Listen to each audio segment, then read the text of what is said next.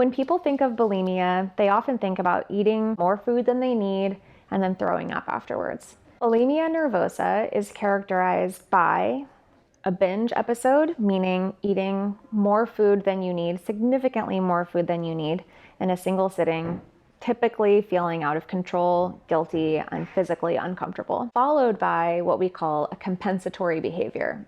A compensatory behavior is really something that a person does to make up for the thing that they just did. So in a lot of cases with bulimia, it has to do with trying to undo the damage that the binge that preceded it might have caused. And in a lot of cases, this is about trying to prevent weight gain. One of the most commonly understood bulimic behaviors is to throw up after a meal. This is one of the ways that bulimia shows up, but it's actually not necessarily the most common. My name's Rebecca Eyre. I'm a therapist and the CEO of Project Heal and a JED consulting expert. I'm here today to talk to you about bulimia. A lot about bulimia has to do with what your relationship with exercise is. If you're exercising after you eat a meal, whatever size that meal was, and you're doing it to make up for the food that you just ate, you might be struggling with bulimia. Sometimes this is non-scientific. It might feel more of an emotional release or something to make you feel better when you feel really guilty about what you've just eaten. And some people can get really specific about it and be counting calories and be counting miles, right? Counting calories burned through exercise. A lot of people, especially in sports, calories in, calories out, right? That's actually not how our bodies work. Our bodies need calories just to run our organs. Our bodies are burning calories while we're asleep. Our bodies are burning calories while people are in comas. Like, this is not necessarily about physical exertion. So I think when exercise comes into play with bulimia, it can be really dangerous because people are actually overcompensating for the food that they've eaten. Additionally, it's important to know that when you are exercising after a meal or after a binge, you're putting your body through a lot of stress and you're putting your mind through a lot of stress. The reality is that you don't need to earn any of the food that you eat. Food is a necessary part of life. We all need to eat, and we all eat for a lot of different reasons. We're not only eating for our body's maximum performance. We're eating for nostalgic reasons. We're eating for pleasure. We're eating for connection. We're eating with other people. We're eating because of the time of day that it is. It's really important that we understand that our bodies are not machines. There are certain sports that predispose people to thinking about food and exercise in this type of way. And it's really important that we're aware of the ways in which that's not a sustainable way to live your life. One example that comes to mind is wrestling.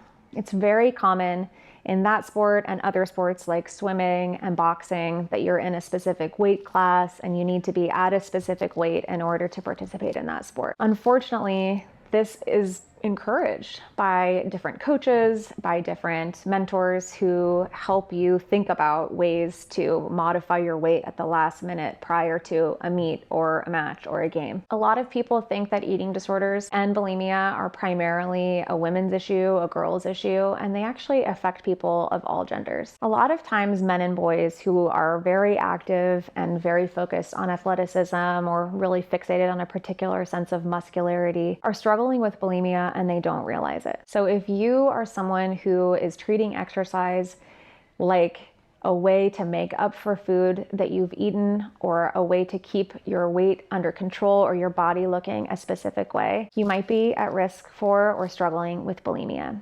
Whatever your gender, male, female, non-binary, if you're struggling with this, it's really important to ask for help. So here are some signs that your relationship with exercise might be veering towards an eating disorder. If you're using exercise to compensate for food that you just ate, if you're calculating and counting how much food you just ate and how much you might need to do to make up for or burn the food that you just ate with exercise, if you're decreasing the amount of food that you're eating because you're not able to exercise that day and you feel that you're not entitled to the food that your body needs because you're not able to burn it off later. These are red flags for bulimia, and it's really important to pay attention to them and to ask for help if you're noticing them. If you're feeling pressure to exercise or to make up for food that you've just eaten and you're worried that you might be struggling with bulimia, regardless of whether the pressure is coming from social media, your peers, or even a coach or a trusted adult, it's really important that you ask for help. Help is available. treatment works, and you don't have to live with this kind of relationship with food and exercise the rest of your life. In fact, exercise is a lot more fun when it's not focused on making up for food you just ate. It can be one of the most joyful and actually healthy things that we do for ourselves when it's not burdened by all of the preoccupation with what it's doing to make our body look a certain way. You don't have to go through this alone. Your body is not a machine. You deserve healing. You deserve peace. You deserve freedom.